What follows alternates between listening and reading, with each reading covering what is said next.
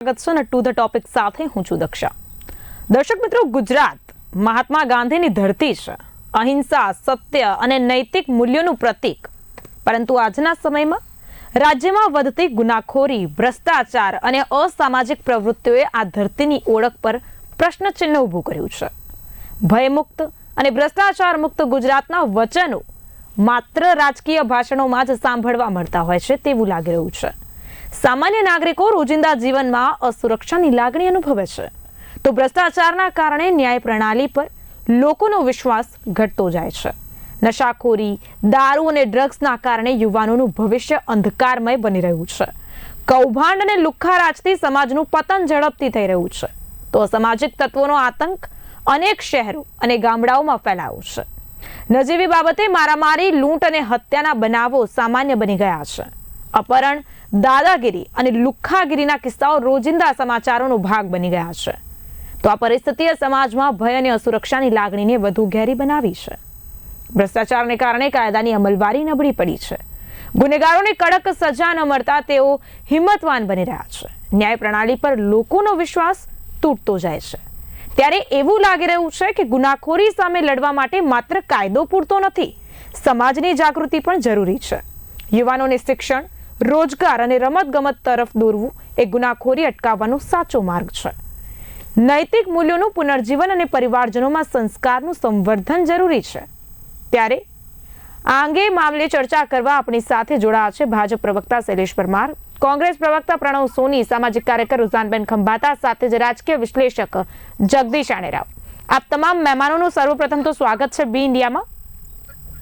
જેવી રીતે હાલ મેં વાત કરી તે અંગે ચર્ચા કરવા સર્વપ્રથમ શૈલેષભાઈ આપની પાસે આવીશ કે ગુજરાતને ગાંધીનું રાજ્ય કહેવામાં આવે છે, તે છતાં ગુનાખોરી અને અસામાજિક તત્વોનો આતંક કેમ વધતો જાય છે? હાલો જી, મારો અવાજ આવે છે? જી આવે છે શૈલેષભાઈ. જો ગુનાખોરી અને અસામાજિક તત્વનો આતંક એ વધતો જાય છે, એ કઈ સંસ્થા અથવા તો કયા એંગલ થી આપણે જોવો જોઈએ? કોઈ રાજકીય રીતે કોઈ એમ કે આમ થઈ ગયું, તેમ થઈ ગયું, ફલાણું થઈ ગયું, હવે તો બધું ઊંધું વળી ગયું, એવું ના ચાલે. ગુનાખોરી થવી એક સારી બાબત છે જ નહીં, અને ગુનેગારોને પકડવા માટે જે કામ અમે કરીએ છીએ એ અમારી ફરજમાં પણ આવે છે. એક વાત. બીજી વાત, ખૂન, ધાડ, ચોરી, ઈજા, અપહરણ આ બધાની વિગતો જો અમે લઈએ તો વિવિધ ગુનાઓમાં ત્વરિત કામગીરી થાય છે, ગુનાના મૂળમાં જવાય છે. બે વાત. ત્રીજું, ગુપ્ત માહિતી એકત્રિત કરીએ છીએ. ચોથું, ગુજરાત રાજ્યની આંતરરાષ્ટ્રીય સીમા, એમાં 512 કિલોમીટરની તો આપણી આંતરરાષ્ટ્રીય સીમા છે, એની પણ ચિંતા કરવાની હોય છે. કોમી તોફાનો ડામવાની પણ ચિંતા કરવાની હોય છે. લાંચ રૂશ્વતની ચિંતા કરવાની હોય છે. ગૃહદળની પણ ચિંતા કરવાની. મારે એમાં નથી જવું.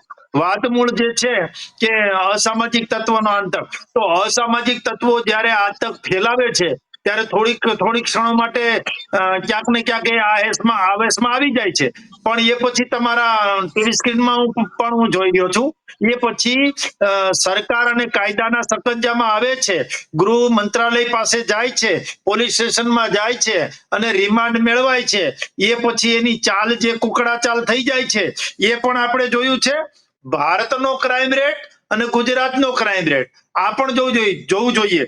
ભારતનો જે ક્રાઇમ રેટ છે એ 30.2% છે, ગુજરાતનો ક્રાઇમ રેટ 11.9% છે, અને આ એનસીઆરબી ના આંકડા છે, મારા કે તમારા કે કોઈ ભાજપના આંકડા નથી. નેશનલ ક્રાઇમ રેકર્ડ બ્યુરો એ જ આંકડાઓ આપે, અને એમાં રુઝાનબેન ખંભાતા જાજુ જાણે છે. પણ જે પ્રકારે અત્યારે અસામાજિક તત્વો હોય, દારૂ વેચનારા હોય, રોમિયોગીરી કરતા હોય, કે ગુજરાતમાં ગુનાખોરીમાં 3 વખત આવે તો એની ઉપર પાસા કરવાની વાત હોય, એટલે આ તમામ બાબતો અમે જોઈએ છીએ અને કરીએ પણ છીએ. પણ સાથે સાથે એની સાથે જે હમણાં જ તાજા દાખલાઓ જે છે એના માટે પણ જે અમે કામગીરી કરી છે એ પણ નમૂનેદાર છે, અને એમાં પણ કામગીરી હજુ કરવાની છે અને જે કાંઈ પ્રશ્નો આવે છે, જે કાંઈ આવા ડ્રગ્સ વાળા હોય, દારૂ વાળા હોય, અસામાજિક તત્વો હોય, તો એને ગુનાના મૂળમાં જઈ અને એને તડીપારની પણ સજા આપીએ છીએ, જિલ્લા બાર અને 3-4 જિલ્લા બાર પણ મોકલીએ છીએ, સાથે સાથે પાસાના કાગળો પણ કરીએ છીએ, એટલે કે પાસા પણ કરીએ છીએ, એટલે તમામ બાબતમાં અમે કામ કરીએ છીએ. એમ છતાં પણ હજુ આમાં કામ કરવાનું થશે તો પણ કરીશું, કારણ કે આપણા ગૃહમંત્રી શ્રી હર્ષભાઈ સંઘવીએ કહ્યું છે કે કાયદામાં રહેશો તો ફાયદામાં રહેશો, પણ મારે એનાથી ઉપર કેવું છે કે કાયદામાં રહેશો તો જ ફાયદામાં રહેશો. બાકી તો ગુનાનો સકંજો કસાય પછી એના પરિવારની હાલત શું હોય છે, ડિમોલિશન થાય, એની મિલકત સીઝ થાય, અને કાયદા પછી તો સોશિયલ મીડિયા કે ટીવી મીડિયામાં ના આવતું હોય, પણ પોલીસની કામગીરી કરતી હોય, અને પછી જે કોર્ટમાં ન્યાયતંત્રમાં તારીખોમાં જવું પડે ત્યારે કોઈ સાથે ના આવતું હોય ને ત્યારે જે પરિવાર સાથે એ ભેગા થાય ત્યારે રોતા હોય, એ પણ આપણે જોયું છે. એટલે અમે તો કહીએ છીએ કે આ સરકારમાં તમે શાંતિથી રહેજો, સલામતીથી રહેજો, સુખાકારીની રીતે રહેજો, પણ ગુનાખોરી કે ગુનાહિત પ્રવૃત્તિમાં આવતા નહીં. કારણ કે જો એક વખત ગુનાની પ્રવૃત્તિમાં આવ્યા અને પોલીસ સ્ટેશનમાં તમારું નામ ગુનેગારોમાં આવ્યું, પછી તમારે સતત ને સતત આ પ્રક્રિયામાં રહેવું પડશે. એટલા માટે કે 3 વખત જો એકનો એક ગુનો કરે પ્રોહિબિશનનો, તો એને પણ પાસા કરીએ, એને પણ તડીપાર કરીએ.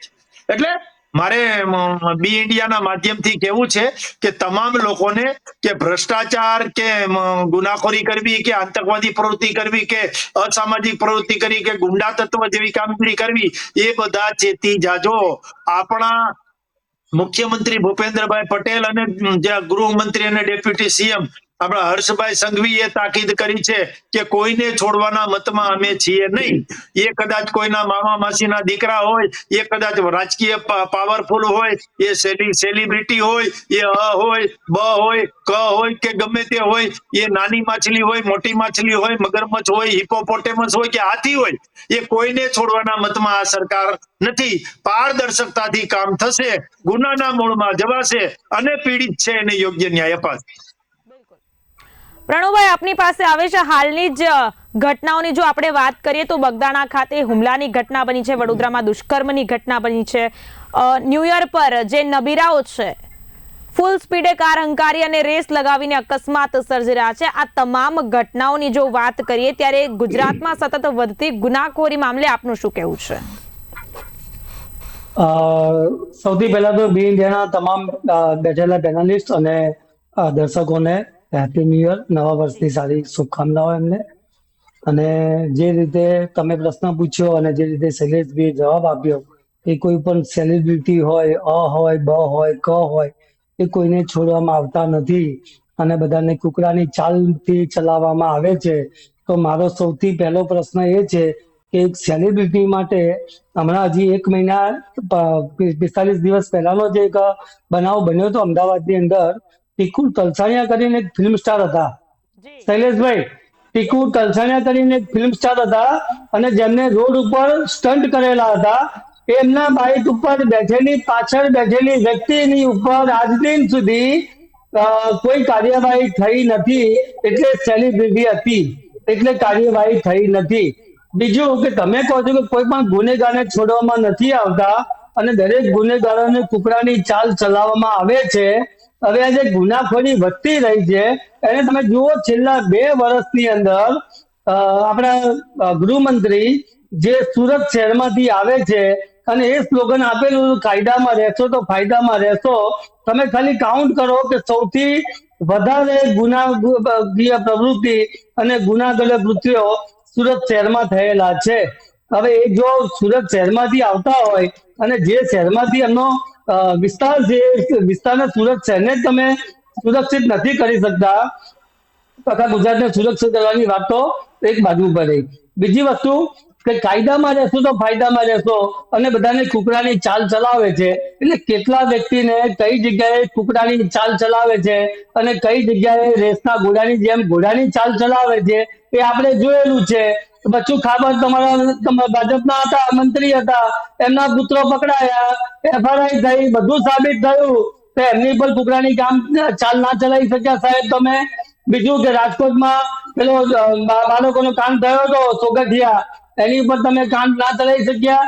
એટલે નાના નાના જે મગરમચ્છોને તમે પકડો છો, મગરમચ્છોને છોડીશું નહીં, તમે મગરમચ્છોને છોડી દો છો અને ખાલી માછલીઓને પકડો છો. અને માછલીઓને પકડીને તમે એની ટીવી પર બેસી અને સારી સારી સુફિયાની વાતો કરો છો કે અમે આ કર્યું, અમે તે કર્યું.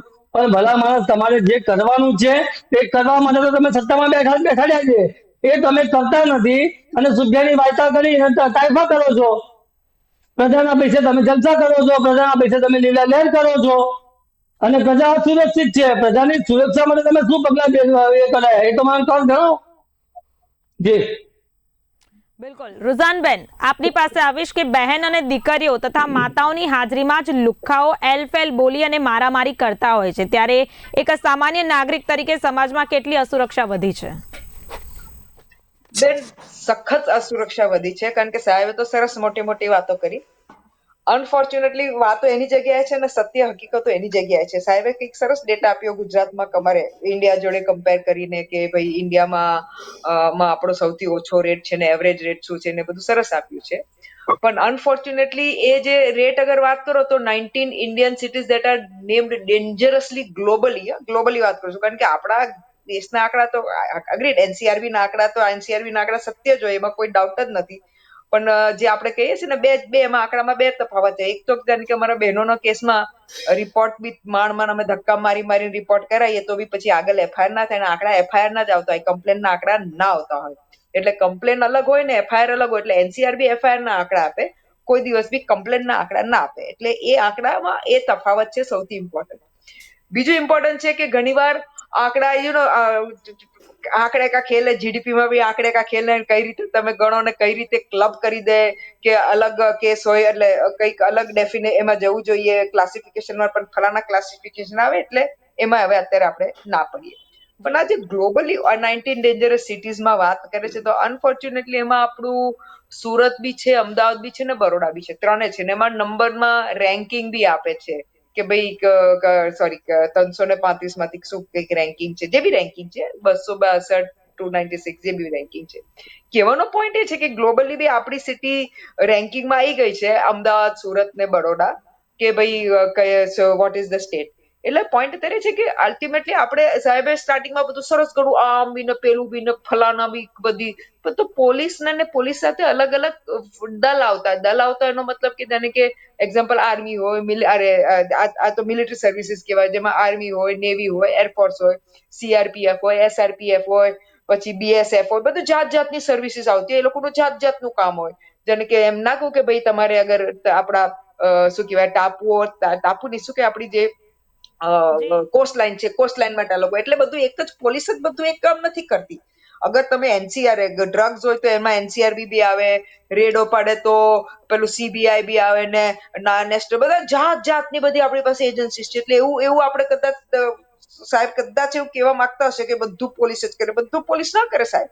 બધાની અલગ અલગ કામ છે ને બધાના અલગ અલગ. પછી એમાં ઘણીવાર એ થાય કે ભાઈ સેન્ટ્રલ ડેપ્યુટેશન પર આપણા ગુજરાતના આઈપીએસ જો અલગ વાત છે, એમાં અત્યારે આપણે નહીં પડીએ, પણ બધા અલગ અલગ કામ કરતા. એટલે પોલીસનું તો બહુ સ્પેસિફિક કામ છે. અત્યારે આપણે ગુનાખોરીની વાત કરી રહ્યા છીએ, ક્રાઇમ રેટની વાત કરી રહ્યા છીએ, ક્રાઇમ ઇસ્યુઝની વાત કરી રહ્યા છીએ, તો એના માટે બહુ જેને કે એના માટે એક specific police has to do this job.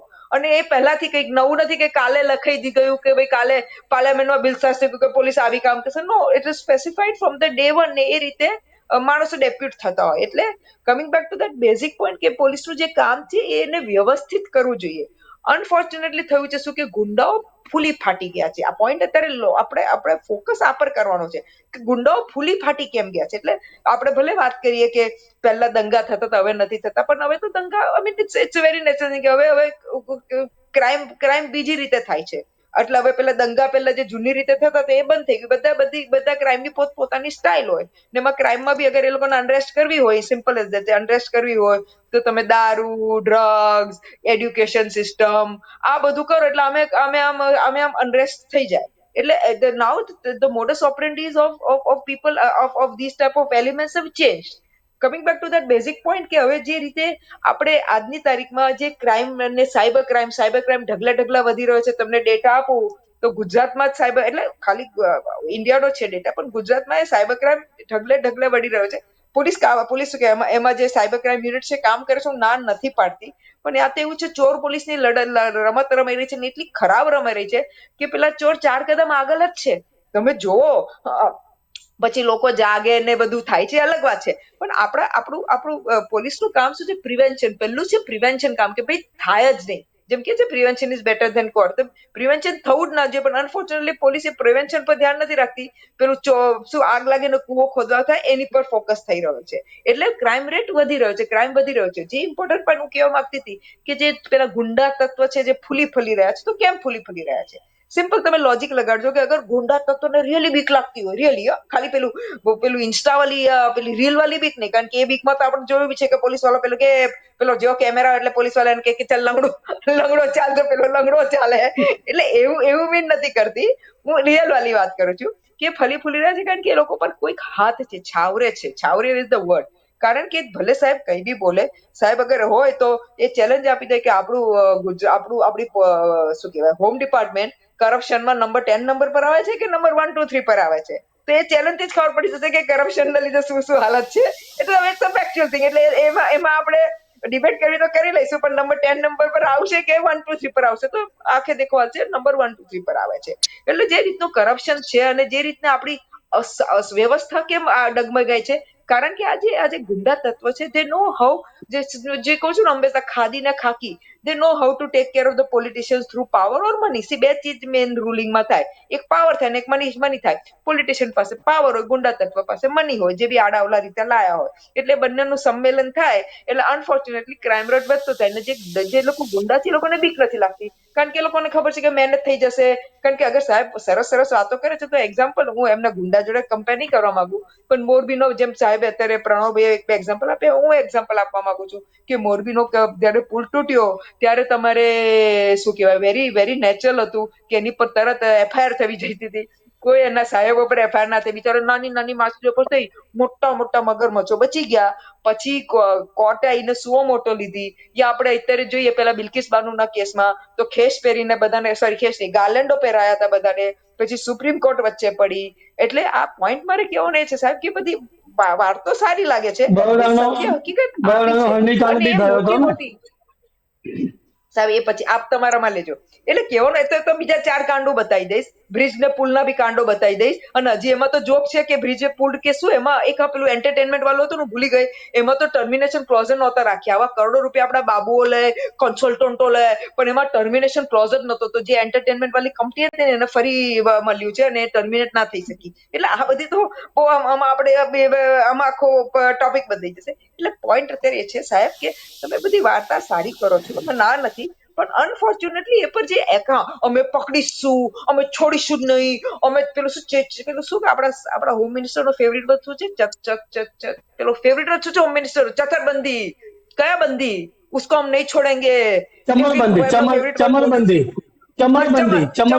કો ચમરબંધી કો હમ નહીં છોડેંગે. સારી વાત છે સાહેબ, ના જ છોડવા જોઈએ. Very good, thank you. પણ અલ્ટિમેટલી સત્ય અલગ ચાલી રહ્યું છે. જી બિલકુલ અસામાજિક તત્વોને છાવરવાની વાત અહીંયા ચાલી રહી છે, ત્યારે જગદીશભાઈ આપની પાસે આવીશ કે સામાન્ય માણસ માને છે કે લુખ્ખાઓ પાછળ ગાંધીનગરનો સંપર્ક છે અને રાજકીય આશીર્વાદ હોય છે, તો શું સત્તાધારી પક્ષના કાર્યકરો કે મળતિયાઓને કારણે પોલીસના હાથ બંધાયેલા છે કે કેમ? નમસ્કાર સૌને. આ ટોપિક પણ બહુ જ સંવેદનશીલ ગણાય એવો છે અને તમે ચર્ચો છો, બહુ સારી વાત છે. મને 2 પોઈન્ટ શરૂઆતમાં એ કહેવા છે કે અહીંયા 2-3 વખત વાત આવી કે ગાંધીનું ગુજરાત. તો આ ગાંધીજી, મહાત્મા ગાંધી જે વિશ્વ પુરુષ હતા એનું અપમાન છે. તમે ગુજરાત પૂરતા અમને રિસ્ટ્રિક્ટ નહીં કરવા જોઈએ, એ ગ્લોબલ જ હતા. એટલે આપણું ગુજરાતમાં તો મને કદાચ વધારે સારું લાગશે. ગાંધી ફક્ત, તમે એવું નથી કહેતા કે નહેરુની યુપી, એવું ડેરિંગ કોઈ નથી કરતું. એટલે આ ગાંધીજીનું અપમાન આપણે કરવાનું બંધ કરવું જોઈએ, નંબર 1. નંબર 2, કેટલાક અહીંયા મને એવું લાગ્યું કે આનું ગ્લોરિફિકેશન થઈ રહ્યું છે, ક્રાઇમ રેટ છે એટલે ચલો આપણે આ મહોત્સવમાં આવી ગયા. તો આઈ ડોન્ટ થિંક કે આવું કંઈ કરવું જોઈએ. ક્રાઇમ રેટ વધે એ ખરાબ જ વસ્તુ છે. તમે જે પ્રશ્ન પૂછ્યો એમાં હું થોડું બેકગ્રાઉન્ડમાં જવા માંગુ છું કે લગભગ 1987-માં અમદાવાદ મ્યુનિસિપલ કોર્પોરેશનની ચૂંટણી થઈ હતી, ત્યારે ગ્લોબલી ઇન્ટરનેશનલ ખૂંખાર ગુંડો, એનું નામ લતીફ હતું. અમદાવાદમાંથી 5 જગ્યાએ ઊભો રહ્યો હતો. એની સામે કોંગ્રેસે એક પણ ઉમેદવાર નહોતો ઊભો રાખ્યો અને એ ખૂંખાર આતંકવાદી કક્ષાનો લતીફ 5 જગ્યાએથી ચૂંટાયો હતો. હવે એને ખબર નહોતી, કારણ કે ગુંડો હતો એટલે ખભાથી ઉપરનું કામ ના કરે શરીર, એટલે એને ખબર નહોતી કે 5 જગ્યાએ ચૂંટાશે તો એક જ જગ્યાએથી એ જીતેલો ગણાય અને બાકીની 4 જગ્યા જે નંબર 2 જે આવે એ કોર્પોરેશન નિયમત એ વખતના એને મળે. અને એને કારણે પહેલા કોંગ્રેસને લાગ્યું કે આપણને સત્તા મળશે, લતીફ આપણો જ માણસ છે, આપણે ઉમેદવાર નથી ઉભા રાખ્યા, પણ થયું નહીં એવું. તો રાજકીય નેતાઓ અને ગુંડાગર્દીનો આ સારામાં સારું આખા ભારતમાં એની ચર્ચા થઈ આ દ્રષ્ટાંત છે. એક મોહમ્મદ હુસેન બારેજીયા હતા, એની હિસ્ટ્રી જોજો. એ કેવા ખૂંખાર ક્રિમિનલ હતા, એનું સ્ટેટસ શું હશે તમે જોઈ લેજો. એટલે બહુ જ મારે ક્લિયર કરવાની જરૂર નથી. અત્યારે કોઈએ વાત કરી કે અમદાવાદનો 262 નંબર છે, પણ એ નંબર 296 છે અને એ નંબર ગ્લોબલી જે સેફેસ્ટ સિટીના ઇન્ડેક્સ છે એનું નામ છે ન્યુમ્બીઓ, NUMBEO. આ જોઈ લેજો. એણે આ વર્ષ 2025ના આંકડા બહાર પાડ્યા છે અને એ છે safest cities of the world.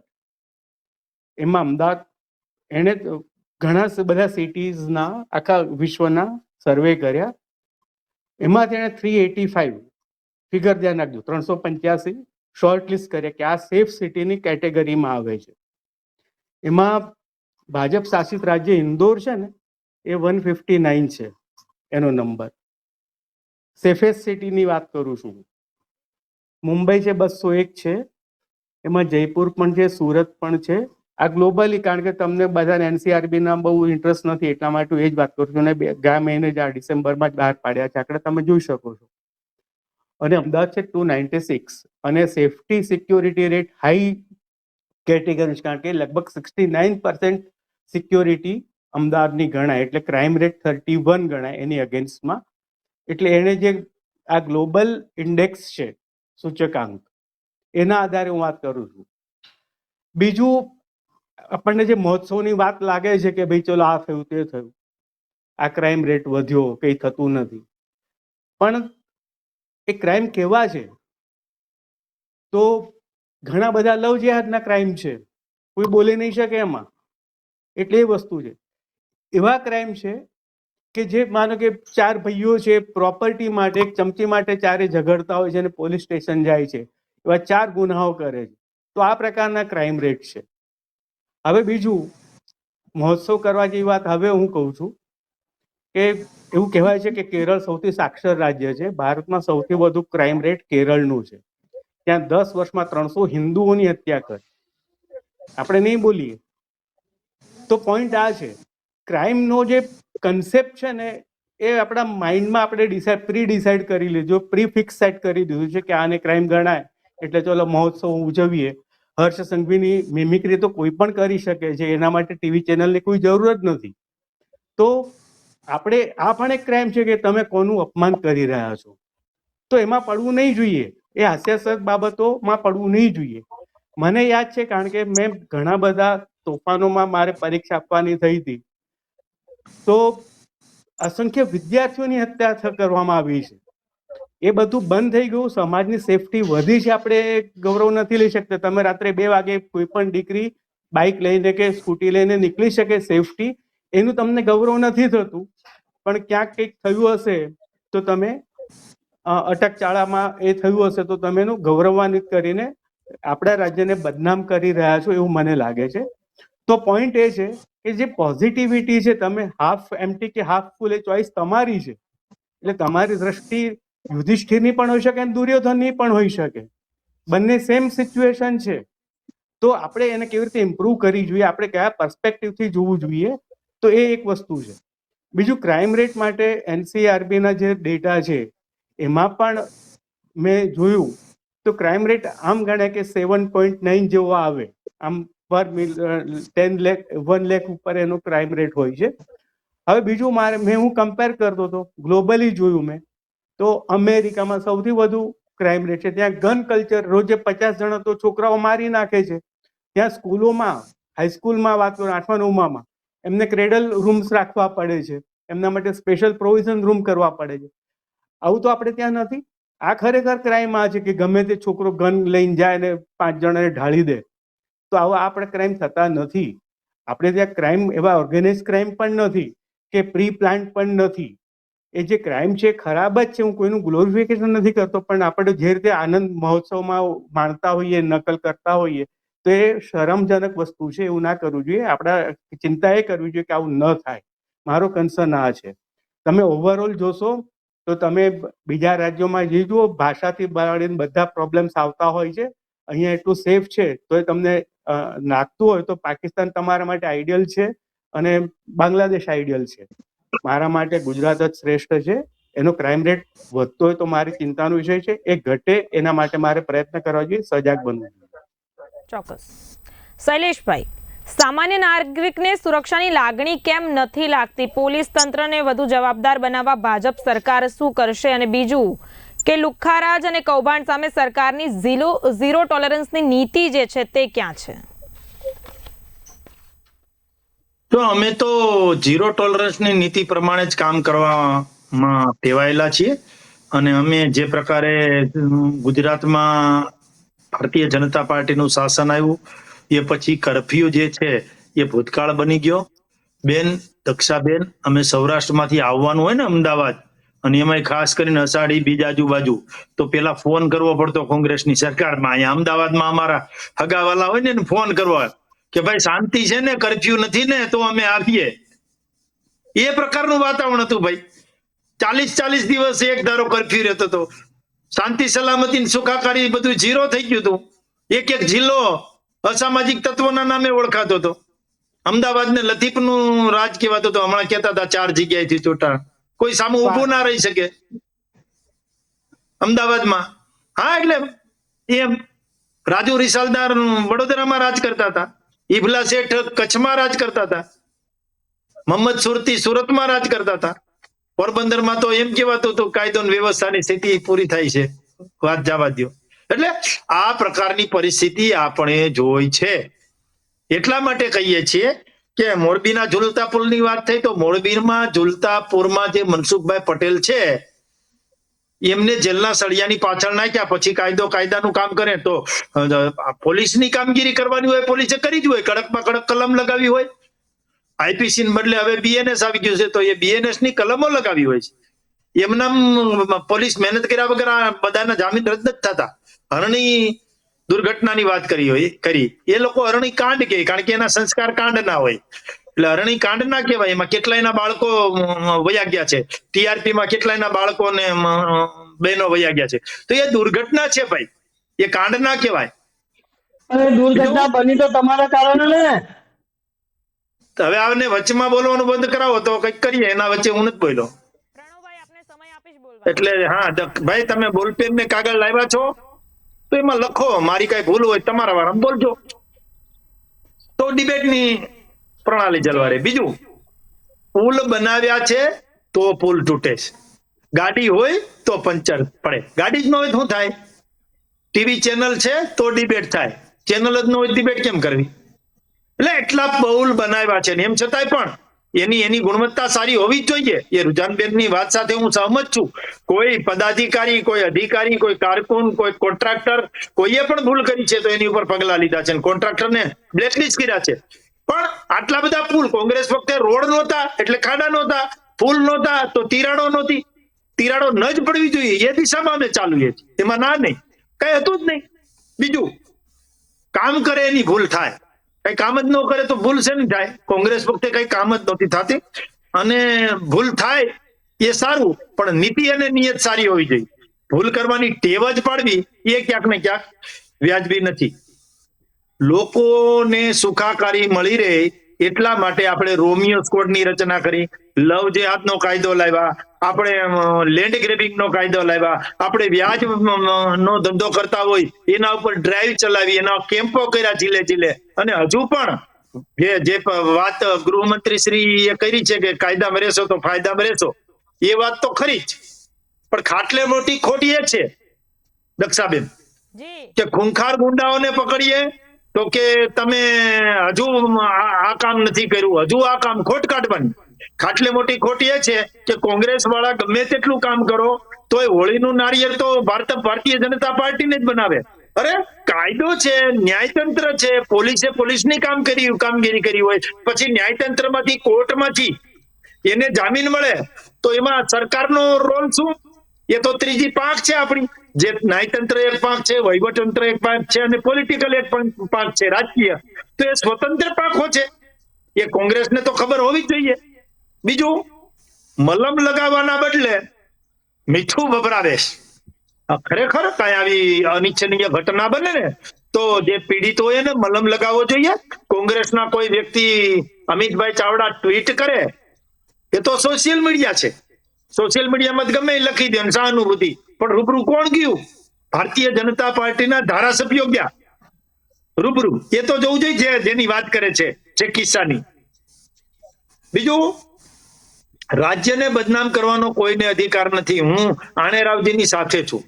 જી આપણો ક્રાઇમ રેટ બીજા રાજ્યો કરતા ઓછો છે, પણ એમ છતાં પણ ઝીરો ટોલરન્સની નીતિથી ચાલવું જોઈએ.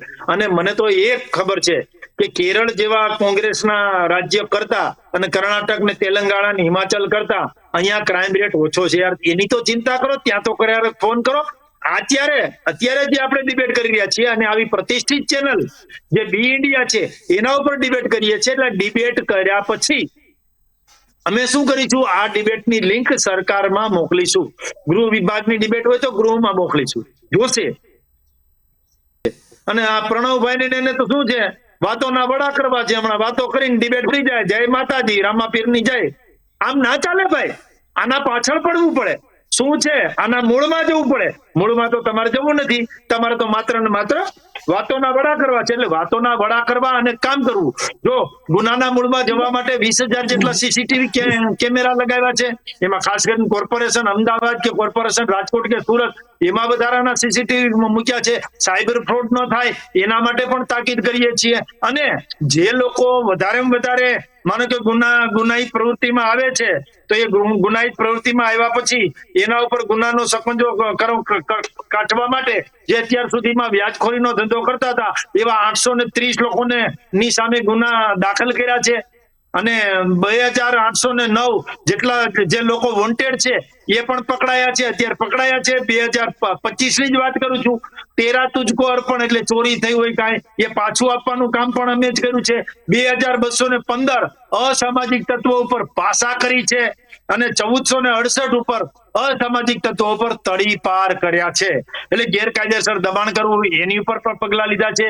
ગેરકાયદેસર વીજ કનેક્શન લેવું એની ઉપર પણ પગલા લીધા છે. દારૂ જુગાર એની ઉપર પણ પગલા લીધા છે. 35,000 કરોડનો ડ્રગ્સ ગુજરાતના 1600 કિલોમીટરના દરિયાકાંઠેથી પકડ્યો અને હજુ પકડવાના છે. એ આખા દેશમાં જતો અને દારૂ પણ પકડ્યો છે. આગળ છેલ્લા 2 વર્ષમાં 21,000 કરોડનો ઇંગ્લિશ દારૂ છે અને 4,000 કરોડનો દેશી દારૂ પકડ્યો છે અને હજુ પકડવાના છે. જેને લાંચો ન લગાડો હોય લગાડે, પણ ગુજરાત કે દેશના યુવાનો ડ્રગ્સના સકંજામાં ન સપડાય એ દિશામાં અમે ચાલવાની છીએ. અમારી નીતિ અને નિયત સાફ છે. એટલે જેને કેવું કે પકડ્યા તો હું ન પકડવા જોઈએ, પકડવા જ જોઈએ. જી એટલે કામ કરીએ છીએ અને હજુ પણ કામ કરશું. એમ છતાં જે ઘટનાઓ બની છે એ ઘટનાને ગંભીરતાથી લીધી છે. એમાં જે પોલીસ પીઆઈ કોઈ સંકળાયેલા હોય તો એની ઉપર પણ પગલા લીધા છે.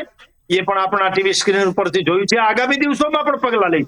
પણ એમ છતાં પણ દક્ષાબેન, રૂજાનબેન, અમારી ભૂલ હોય, ક્ષતિ હોય, જગદીશભાઈ, અમારી મિસ્ટેક હોય, ખામી હોય તો અમને કયો, આપણે સાથે મળીને કંઈક સોલ્યુશન કરીએ. માત્ર દૂધમાંથી પૂડા કાઢવા અને દોષારોપણ કરવું એ વ્યાજબી નથી.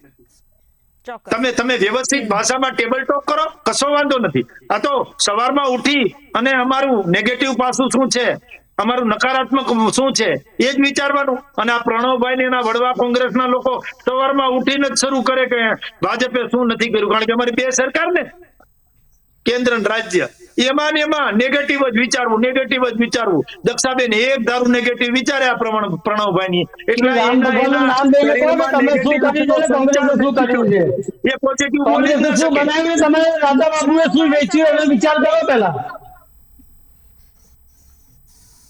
જી ચર્ચાને આગળ વધારીએ. પ્રણવભાઈ, આપની પાસે આવીશ. ગુનાખોરી, લૂંટ, હત્યા, દાદાગીરી સામે કોંગ્રેસ વિપક્ષ તરીકે આક્રમક અવાજ ઉઠાવ્યો છે કે કેમ? અને બીજું કે સુરક્ષિત અને શાંતિપૂર્ણ ગુજરાત માત્ર સપનું ન રહે, તેને હકીકત કરવા માટે કોંગ્રેસ કેવી રીતે શાસક પક્ષની સાથે ઉભો રહેશે? દક્ષાબેન, તમે જે પ્રશ્ન પૂછ્યો ને એનો અડધો જવાબ તો શૈલેષભાઈએ આપી દીધો કે ભાજપ સરકાર ગુનાખોરીમાં સૌથી સારી રીતે કામગીરી કરી રહી છે. હવે તમે જો એમ કહેતા હોય કે સવારે ઉઠે ત્યારથી સત્તા પક્ષમાં જે ભાજપ સરકાર છે એ ભાજપ સરકારની ભૂલો શોધે છે. ચલો, અમે તો એક વિપક્ષ પાર્ટીમાં છે અને ભૂલ શોધતા હોઈએ, પણ એ ઘડી એક રાજકીય વિશ્લેષણ બી બેઠા છે અને એક સામાજિક કાર્યકર્તા બી બેઠા છે. અને તમે પણ પોતે મીડિયમના માધ્યમથી આ દરેક બાબતોને, દરેક પ્રશ્નોને, દરેક બનતી રોજબરોજની દુર્ઘટનાને લઈને તમે વારંવાર આપણે ડિબેટ કરીએ છીએ. હવે અમે તો વિપક્ષમાં છે એવું સમજી લો.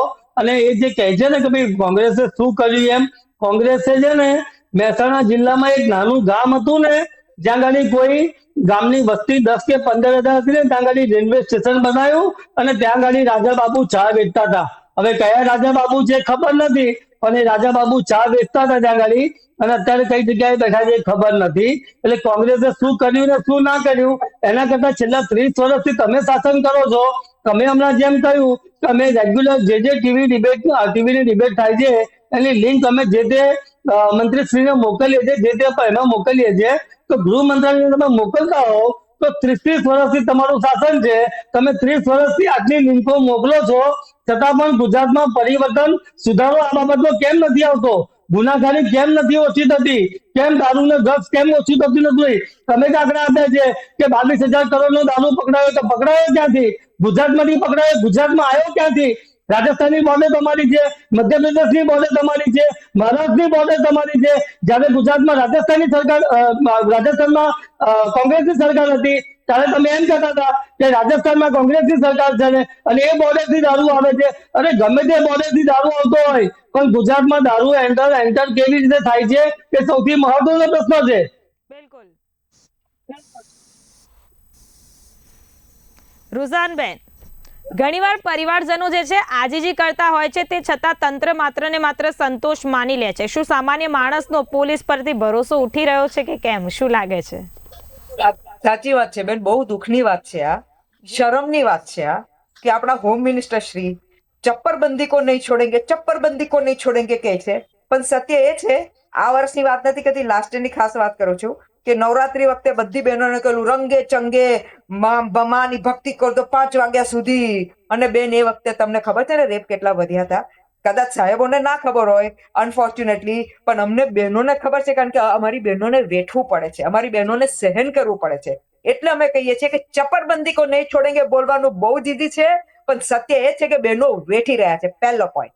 બીજો પોઈન્ટ કરવા માંગુ છું કે આ નુંબોનો જે આપણે જે ડેટા એમને બી રિફર કર્યો, સાહેબે મારા અને મેં બી રિફર કર્યો. બેન, એ વર્ષમાં રેપ કેટલા, એ 9 દિવસમાં કેટલા રેપ થયા હતા કયો તો આંકડો આપો તો. એ વખતે કમસે કમ કેટલા રેપ થયા હતા બેનો? એ વખતે સમજો ને, જે રિપોર્ટેડ કેસ હતા 8 થી 10 હતા રિપોર્ટેડ, નોન રિપોર્ટેડ તેનાથી વધારે હતા, એ બી તમને કહી દો.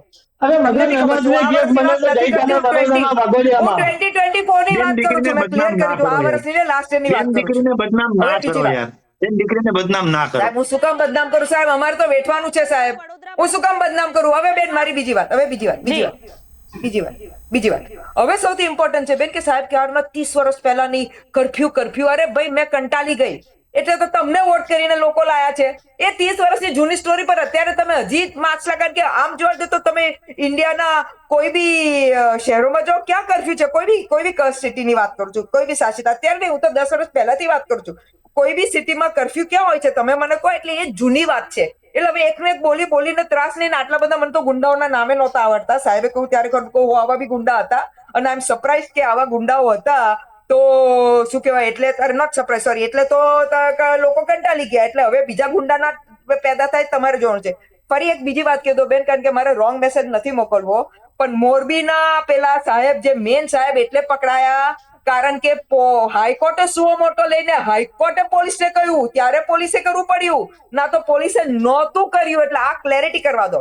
બીજી હવે નેક્સ્ટ પોઈન્ટ કે ટ્રાફિક, સાહેબે બહુ સરસ બધા એક્ઝામ્પલ આપ્યા કે ટ્રાફિક શું કે પુલ બનાય એટલે પુલ તૂટે. અરે સાહેબ, તમે તો દેશ ચલાવો છો, તમે ગુજરાત ચલાવો છો, તો પુલ બનાવીને પુલ તૂટે ના ચાલે સાહેબ. આ તો તમારું આ કોઈ આર્ગ્યુમેન્ટ છે કે પુલ બનાવે તો પુલ તૂટે? આ તો સાહેબ તૂટે તો પણ તો જૂના જે પુલો છે ને, બ્રિટિશોરના પુલની વાત કરીએ, એ લોકોનો પુલ બનાવતો હતો એટલે કે 5-5 વર્ષમાં એ 2-4 વર્ષમાં નહોતા તૂટ્યા સાહેબ. એટલે સત્ય એ છે, લોકોને પોઈન્ટ એ છે, દુઃખની વાત છે મને કે અમારા લોકોનું જીવ નથી બળતો.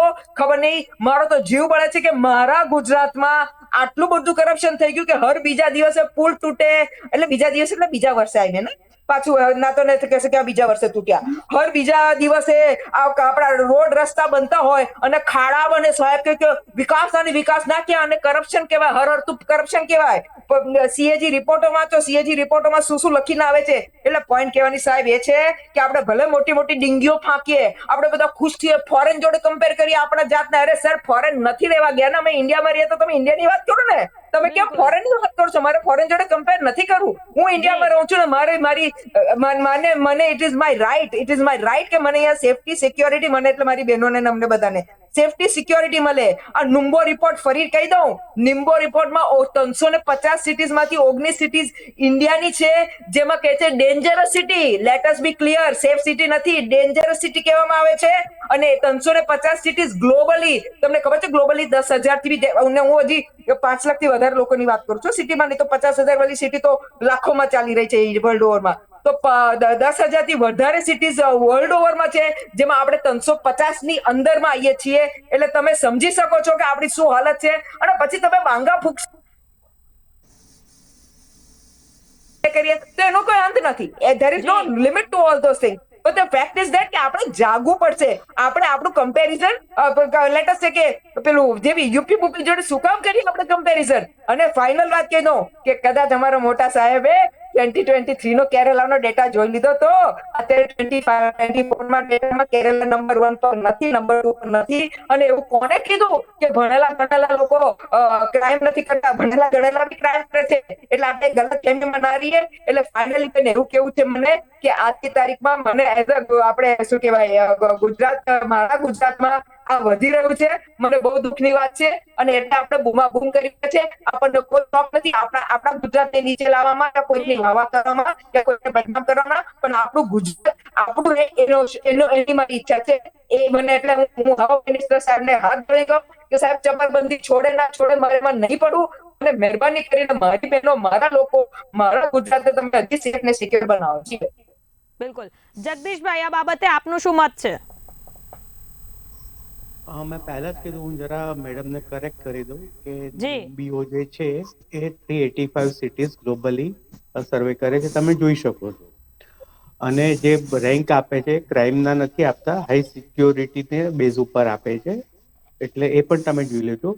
અમદાવાદ છે એ એનું સિક્યોરિટી રેટ છે લગભગ 69% અને ક્રાઇમ રેટ એની અગેન્સ્ટમાં છે 31. એટલે એને ગ્લોબલ ઇન્ડેક્સ છે એટલે એના રીતે કરેલું છે. તો પણ 69 ઓલમોસ્ટ 70-30 ગણો તો પણ it is a good thing. એમ હું એપ્રિશિએટ એ રીતે નહીં કરું 30% ક્રાઇમ રેટ છે, પણ એ સેફટીની રીતે આપે છે. 19 ક્રિમિનલ જેવું કોઈ છે જ નહીં એમાં. નંબર 2, મારે બીજું એ કેવું છે, જે ક્રાઇમ રેટ છે તમે કોઈ એક્ઝેક્ટલી ડેટા આપ્યા નથી કે કેમ ક્રાઇમ રેટ વધ્યો છે, પણ હું જ્યારે સર્વે કરતો હતો ત્યારે મેં 2 વસ્તુ જોઈ કે જે વધારે પ્રોમિનન્ટલી ફિગર થાય છે. એક તો પ્રોપર્ટી રિલેટેડ ક્રાઇમ્સ છે. એટલે સ્વાભાવિક છે, હવે આખી બેટ દ્વારકા પહેલા લેન્ડ ગ્રેબર્સે પચાવી પાડ્યું હતું, 150 જણ સામે કેસ છે, બરોબર. અને એ રીતે ચંડોળા તળાવ માટે કેટલા 1000 લોકો હતા, એમાંનો એક બેન ગુંડો બાંગ્લાદેશી જો હતો, કનેક્શન વાળો હતો. તો એવા તમે 5000 ક્રાઇમ એડ કરી શકો છો. એટલે એક પ્રોપર્ટી રિલેટેડ જે ક્રાઇમ છે ને, આપણે ક્રાઇમ રેટમાં જો ક્લબ કરી દેતા હોય તો સ્વાભાવિક છે હાઈ જવાનું છે. એટલે એમાં એટલે ખોટું જ છે કે બેટ દ્વારકા પહેલા લેન્ડ ગ્રેબર્સ હતા, અબ્દુલ સત્તાર ને બધા, એ સારી વસ્તુ નથી જ. ચંડોળા તળાવ હતો પેલો અબ્દુલ ને બધા એ લોકો, તો એ સારી વસ્તુ નથી જ. એટલે એ ક્રાઇમમાં આવી જ જતું હોય છે બાય ડિફોલ્ટ. એટલે આપણને ગૌરવ થાય છે કે આટલું વધી ગયું અને કેરળ આ છે ને તે છે. એ ગૌરવની બાબત મને લાગતી નથી, દુઃખની લાગે છે. બીજે કેસ ક્રાઇમ બને છે ને પોલિટિકલ ક્રાઇમ્સ વધારે હોય છે. આપણને ખબર છે કે માફીવીર છે, દર 2 મહિને જઈને સુપ્રીમ કોર્ટ કે હાઈકોર્ટમાં જઈને માફી માંગી આવે છે કે સાવરકર વિશે આવું બોલ્યો, કે આપણા સૈન્ય વિશે આવું બોલ્યો, કે બોફોર્સ વિશે આવું બોલ્યો, કે પેલા રફેલ વિશે આવું બોલ્યો.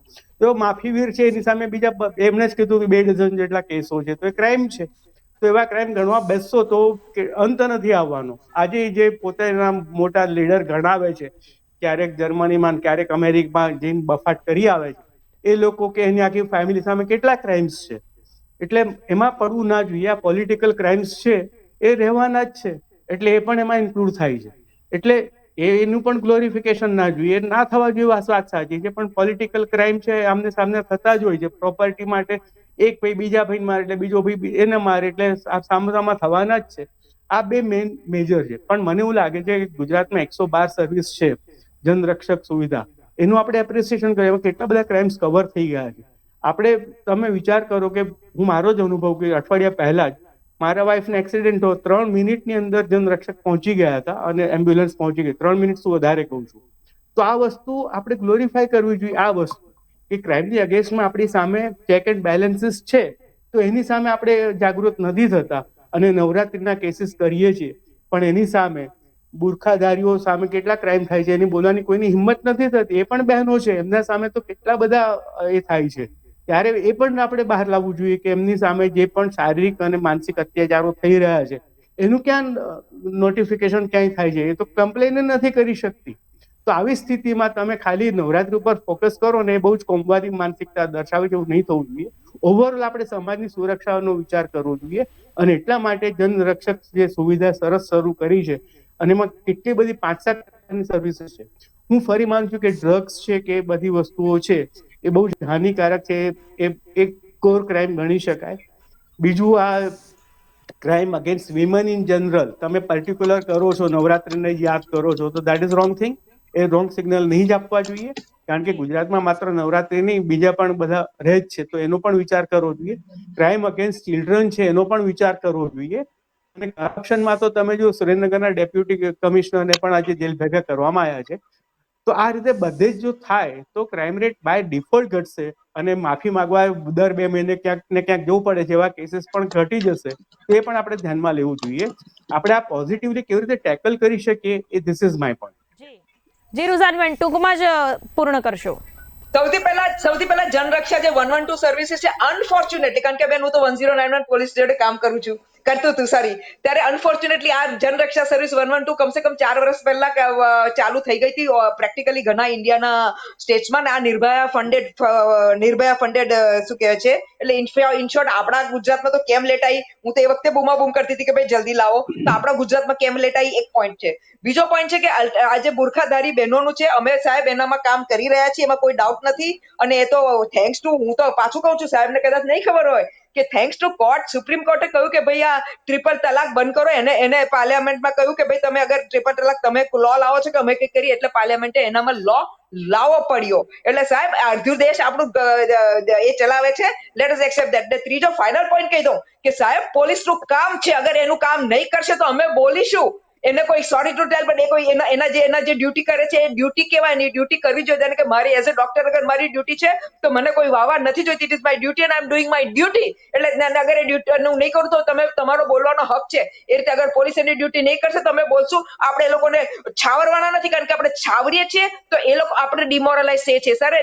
જ્યારે એક્સિડન્ટો થાય છે, પોલીસ એમનું કામ નથી કરતી. જ્યારે પોલીસ એમના કેસ અમે કમ્પ્લેન કરવા જઈએ છીએ, પોલીસ એફઆઈઆર નથી કરતી, તો સાહેબ અમે દુઃખી થઈએ છીએ, અમે ડિમોરલાઇઝ થઈએ છીએ. એટલે અગર પોલીસ એફઆઈઆર કરે તો આપણે કે વાહ પોલીસ એફઆઈઆર કરી, બહુ સારું કામ કર્યું. ના સાહેબ, એની ડ્યુટી છે. અગર જનરક્ષક એ વખતે આવ્યું, જનરક્ષક એટલે એમ્બ્યુલન્સ આવી, એ તો આમે આવતી હતી 108 તો, કારણ કે એ બી પાછું હાફ ગવર્મેન્ટ ફંડેડ છે, I think practically government funded છે. એટલે સાહેબ એ લોકોની ડ્યુટી કરે છે, એમાં વાહવા ના આવે સાહેબ. વાહવા એમાં આવે કે when you go beyond your duty, ત્યારે વાહવા આવે સાહેબ. અને અલ્ટિમેટલી આપણે કઈ બચ્ચા નથી રમાડતા કે બચ્ચાનો મુન્ના બહુ સારું કામ કર્યું, મુન્ના બહુ સારું કામ કર્યું. ના સાહેબ, આવી રીતે દેશ બી ના ચાલે. અમારી દેશ કંપનીઓ નથી ચાલતી તો દેશ તો બહુ દૂરની વાત છે સાહેબ. એટલે અગર એ લોકો if they are pad four it, અને પૈસા તમારા ને મારા ને તમારા મારા કરતા વધારે ગરીબ લોકોના છે. મેં કહ્યું ને, એક પાર્લેજી બિસ્કિટમાં એ લોકો ઇનડાયરેક્ટ ટેક્સ આપે છે.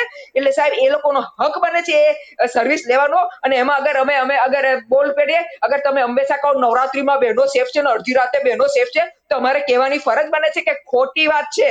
અડધી રાતે નવરાત્રીમાં બહેનો પહેલા સેફ હતી કારણ કે હાઈ એલર્ટ ચાલતી હતી. હાલ લાસ્ટ યરનો મેં તમને એક્ઝામ્પલ આપી દીધો, એટલે દેટ ઇઝ એક્સેપ્ટ દેટ. એટલે સત્ય જ્યાં સુધી આપણે રાખશું ને જાણવાનું, ત્યાં સુધી આપણે આપણા ગુજરાત માટે કામ કરી રહ્યા છીએ. અને ફાઇનલી સાહેબ, પોલીસથી કંધાથી કંધો મિલાઈને તમે પહેલા બી કામ કરતા હતા ને અત્યારે બી કામ કરવા તૈયાર છીએ. એટલે અમે એવા છીએ લોકો કે જે પહેલા સોલ્યુશન આપશું અને પછી બોલશું. સોલ્યુશન ખાલી ટીવીમાં સોફા પર બેસી એસી કેબિનમાં બેસીને વાર્તા કરતા સાહેબ અમને નથી આવડતી. જી મેમ. ચોક્કસ. શૈલેષભાઈ, અંતે આપની પાસે આવીશ, રૂઝાનબેનની વાતનું જવાબ માંગવા માંગીશ. અને બીજું કે દુષ્કર્મ મામલે આપણે થોડી વાર પહેલા ચર્ચા કરી રહ્યા હતા. નવરાત્રીની વાત તો સાઈડમાં, આજની જ જો હું વાત કરું તો વડોદરામાં એક બાળકીનું, નાબાલિગ બાળકીનું દુષ્કર્મ આચરવામાં આવ્યું, એ બી બર્થડે સેલિબ્રેશનમાં. તે મુદ્દે આપનું શું કહેવું છે? પ્રેક્ષાબેન, વડોદરાની જે ઘટના છે એ મારા સંજ્ઞાનમાં નથી, અને એ કઈ થયું હશે અને બાળકી ઉપર થયું હશે તો એના ઉપર પોલીસનું કામ કરશે, કાયદાનું કામ કરશે. એ બાબત આખી કોઈ પણ ચમરબંધીને છોડવામાં નહીં આવે.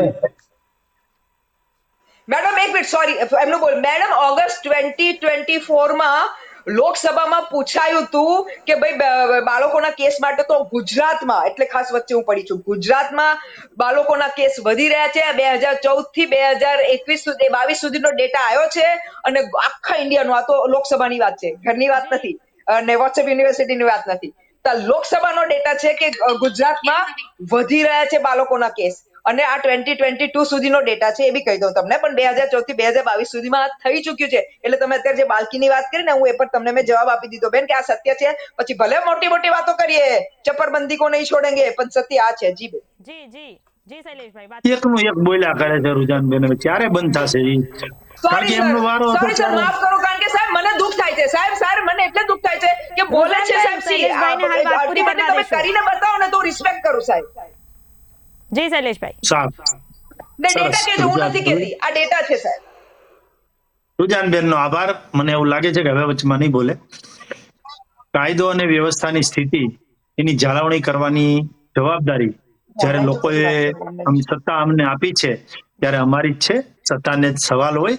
બાકી તો વાતોના વડા કરી અને પછી સાંજે ભૂલી જતા હોય છે. એ પ્રકારનું અમારું કામ પણ નથી ને અમે એ પ્રકારના કાર્યકર્તા પણ નથી ને અમે એક પ્રકારની પાર્ટીમાંથી પણ નથી આવતા ને અમારી એ પ્રકારની સરકાર પણ નથી. એટલે જે પણ બનાવો, તમે વડોદરાનો બનાવ કીધો કે તમે બગદાણાનો બનાવ કીધો કે તમે ઝુલતા પુલનો બનાવ કીધો, એ તમામ બનાવોમાં સરકારે પગલા લીધા છે. પોલીસે પોલીસનું કામ કરી અને કડકમાં કડક સજા થાય એવી કલમો પણ દાખલ કરી છે અને હજુ પણ કરીશું, કરતા હતા અને પણ કરીએ છીએ. પણ ખરું જે ગુંડા તત્વો છે એની કુકડા ચાલતા થઈ જાય છે ત્યાં સુધીની કાર્યવાહી કરીએ છીએ. અને એ પછી પણ લોકો, અને મીડિયામાં નથી આવતું તો લોકોને પણ નથી ખબર કે મીડિયાને પણ નથી ખબર હોતી. અંદર જે તારીખો ચાલે અને અંદર જે રિમાન્ડ થાય એ પછી એની હાલત શું થાય, આખો પરિવાર ક્યાં દિશામાં ચાલતો હોય છે.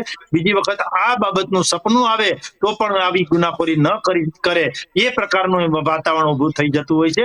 એમ છતાં પણ જેને ખોટ કાઢવી છે એ ખોટ કાઢશે, જેને સારી વાત કરવી છે એ સારી વાત કરશે, જેને છાસ છાગોળે ભેંસ ભાગોળે અને ઘરમાં ધમાધમ, હજુ નિર્ણય તો આવવા દો. નિર્ણય આવશે એટલે કડકમાં કડક નિર્ણય આવશે. બધી બાબતોનો નિર્ણય આવે પછી કેજો. એટલે આ સરકાર કોઈને છાવરવાના મતમાં નથી.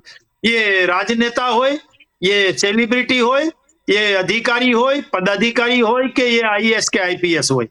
હમણાં વાત કરી ને કે સુરેન્દ્રનગરના અધિક કલેક્ટર ઉપર પણ સકંજો કસાણો છે. એટલે અમારે કોઈ મામા માસીના દીકરા નથી. તમામ માટે કાયદાનો સકંજો સરકોસ કસાશે અને તમામને સજા થશે ને થશે. તમામને દંડ થશે ને થશે. તમામને જેલ થશે ને થશે. તમામની કુકડા ચાલ થશે ને થશે. તમામને રિમાન્ડ અપાશે ને અપાશે. ચોક્કસ. તમામ મહેમાનો મારી સાથે ખૂબ જ કિંમતી સમય આપીને જોડાયા તે બદલ તમામનો આભાર. સમયનો અભાવ હોવાના કારણે ચર્ચાને અહીં જ વિરામ આપી દેવો પડે તેમ છે. તો દર્શક મિત્રો, જેવી રીતે આપણે ચર્ચા કરી રહ્યા હતા કે ગુજરાતમાં અહિંસા, સત્ય અને નૈતિક મૂલ્યોનું પ્રતીક છે, પરંતુ આજના સમયમાં રાજ્યના વધતી ગુનાખોરી, ભ્રષ્ટાચાર અને અસામાજિક પ્રવૃત્તિઓએ આ ધરતીની ઓળખ પર પ્રશ્નચિહ્ન ઊભું કર્યું છે. ત્યારે પ્રશ્નાર્થ એવો જ થાય છે કે ગુજરાતમાં ક્યારે અટકશે ગુનાખોરી? ટુ ધ ટોપિકમાં અત્યારે બસ આટલું જ. વધુ માહિતી સાથે ફરી મળીશું. ત્યાં સુધી જોતા રહો બી ઇન્ડિયા, ભરોસો ગુજરાતનો. નમસ્કાર.